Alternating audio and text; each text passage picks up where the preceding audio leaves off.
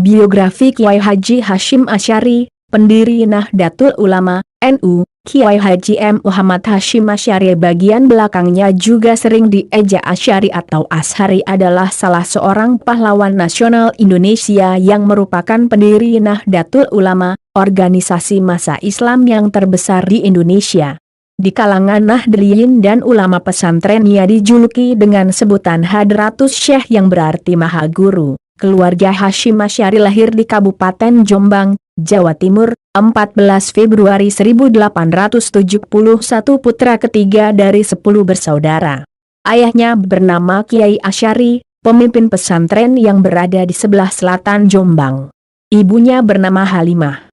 Sementara ke-10 saudaranya antara lain, Nafiah, Ahmad Saleh, Rodiah, Hasan, Anis, Fatonah, Maimunah, Maksum, Nahrawi dan Adnan. Berdasarkan silsilah garis keturunan ibu, Kiai Haji Hashim Asy'ari memiliki garis keturunan baik dari Sultan Pajang, Jaka Tingkir, juga mempunyai keturunan kerajaan Hindu Majapahit, Raja Brawijaya V.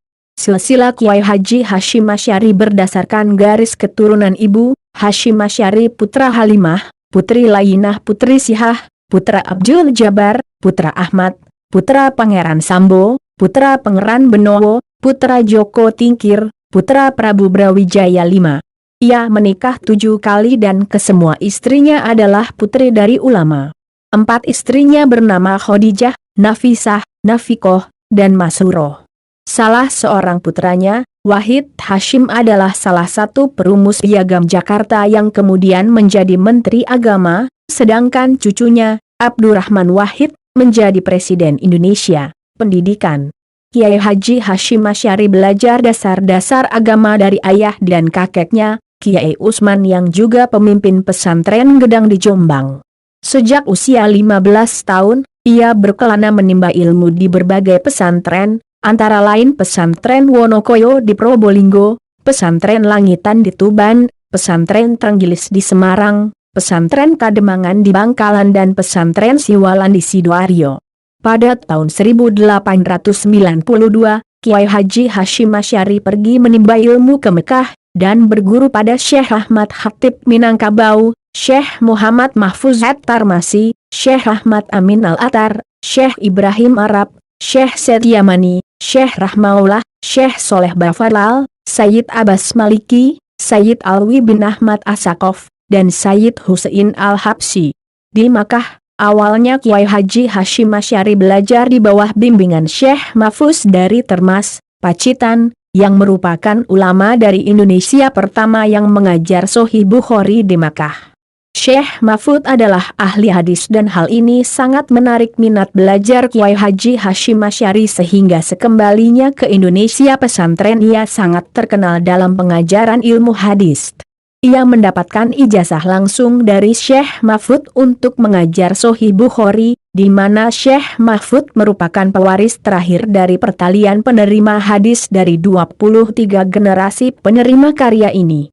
Selain belajar hadis ia juga belajar tasawuf, sufi, dengan mendalami thariqat Qadiriyah dan Naqsyabandiyah. Kiai Haji Hashim Asy'ari juga mempelajari fikih mazhab Syafi'i di bawah asuhan Syekh Ahmad Khatib dari Minangkabau yang juga ahli dalam bidang astronomi, ilmu falak, matematika, ilmu hisab, dan aljabar. Pada masa belajar pada Syekh Ahmad Khatib inilah Kiai Haji Hashim Asy'ari mempelajari tafsir Al-Manar karya monumental Muhammad Abduh. Pada prinsipnya ia mengagumi rasionalitas pemikiran Abduh akan tetapi kurang setuju dengan ejekan Abduh terhadap ulama tradisionalis. Gurunya yang lain adalah termasuk ulama terkenal dari Banten yang mukim di Makkah yaitu Syekh Nawawi Al-Bantani. Sementara guru yang bukan dari Nusantara antara lain Syekh Satta dan Syekh Dagistani yang merupakan ulama terkenal pada masa itu. Perjuangan. Pada tahun 1899, sepulangnya dari Mekah, Kiai Haji Hashim Asy'ari mendirikan pesantren Tebu Ireng, yang kelak menjadi pesantren terbesar dan terpenting di Jawa pada abad 20. Pada tahun 1926, Kiai Haji Hashim Asy'ari menjadi salah satu pemrakarsa berdirinya Nahdlatul Ulama, NU, yang berarti kebangkitan ulama. Karya dan pemikiran Kiai Haji Hasyim Asy'ari banyak membuat tulisan dan catatan-catatan. Sekian banyak dari pemikirannya, setidaknya ada 4 kitab karangannya yang mendasar dan menggambarkan pemikirannya. Kitab-kitab tersebut antara lain: 1. Risalah Ahli Sunnah wal Jamaah, fi hadistil mauta wa asrotihi sa'ahwa baya mafhumis sunnah wa bidah, paradigma Ahlu Sunnah wal Jamaah, pembahasan tentang orang-orang mati, tanda-tanda zaman, dan penjelasan tentang sunnah dan bidah. 2. Al-Nurul Mubin fi Mahabati Sayyid Al-Mursalin, cahaya yang terang tentang kecintaan pada utusan Tuhan dan Nabi Muhammad SAW. 3. Adab Palalim wal Muta'alim fi ma ayah taju ilaihal muta'alim fi ahwali ta'alumihi wa ma atalimihi, etika pengajar dan pelajar dalam hal-hal yang perlu diperhatikan oleh pelajar selama belajar. 4.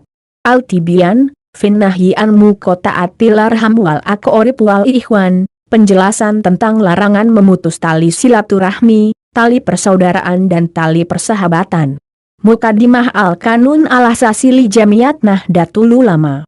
Dari kitab ini para pembaca akan mendapat gambaran bagaimana pemikiran dasar Dia tentang NU. Di dalamnya terdapat ayat dan hadits serta pesan penting yang menjadi landasan awal pendirian Jamiah NU. Boleh dikata, kitab ini menjadi bacaan wajib bagi para pegiat NU Risalah fi Taqid al-Ahzib bimazhab al-Imah al-Arba'ah. Mengikuti manhaj para imam 4 yakni Imam Syafi'i, Imam Malik, Imam Abu Hanifah dan Imam Ahmad bin Hanbal, tentunya memiliki makna khusus sehingga akhirnya mengikuti jejak pendapat Imam 4 tersebut dapat ditemukan jawabannya dalam kitab ini. Mawaid adalah kitab yang bisa menjadi solusi cerdas bagi para pegiat di masyarakat. Saat Kongres NU ke-11 tahun 1935 di Bandung, kitab ini pernah diterbitkan secara massal. Demikian juga Profesor Buya Hamka harus menerjemah kitab ini untuk diterbitkan di majalah Panji Masyarakat, edisi 15 Agustus 1959. Arba'ina Hadits Santa Ta'alaku Bima Badi Jamiyat Nahdlatul Ulama.